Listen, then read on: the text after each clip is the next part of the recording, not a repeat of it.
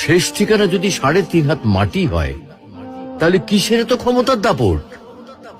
ভোর ৫টায় মৃত্যু, সকাল ৬টায় জানিয়ে দেওয়া হবে মাইকে, ৮টায় শেষ গোসল করানো হবে, ৯টায় তোমাকে নতুন কাপড়ে সাজানো হবে, জোহরের নামাজের পরে তোমার আলিশান বাড়ি থেকে বের করে নিয়ে যাওয়া হবে, ২টায় তোমার জানাজার নামাজ পড়ানো হবে, ২:৩০টায় তোমাকে কবরে নামিয়ে ফেলা হবে।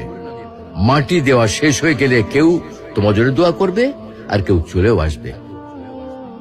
এই তো জীবনের শেষ আয়োজন। তো কিসের তো শেষ ঠিকানা যদি ৩.৫ হাত মাটি হয়, তাহলে কিসের তো ক্ষমতার দাপট?